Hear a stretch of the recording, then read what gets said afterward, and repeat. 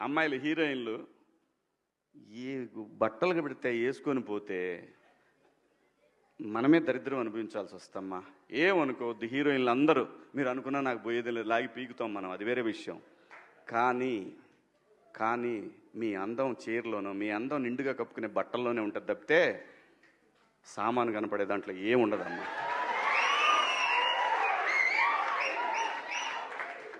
అవి వేసుకున్నంత మాత్రాన చాలామంది చూసినప్పుడు నవ్వుతూ అంటారు, కానీ దేద్రమ్ముండ ఎలాంటి బట్టలు ఎందుకు వేసుకుని కాస్త మంచి వేసుకోవచ్చుగా, బాగుంటావు కదా అనాలనిపిస్తుంది లోపల, అనలేము.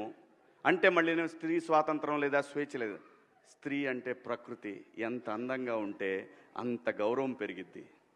ఈ ప్రకృతి అద్భుతంగా ఉంటుంది.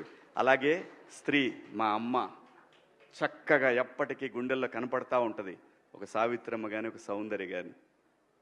అలాగే ఈ జనరేషన్లో ఇంకా చాలామంది, రష్మిక, చాలామంది అమ్మాయిలు ఉన్నారు.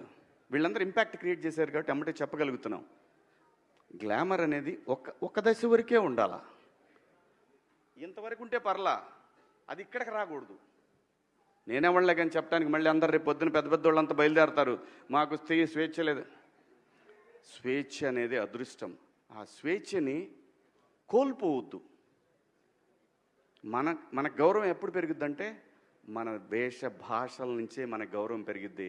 అందులో ప్రపంచ వేదికల మీదైనా సరే చీర కట్టుకున్న వాళ్ళకే విశ్వసుందరి కిరీటాలు వచ్చినాయి. Thank you so much.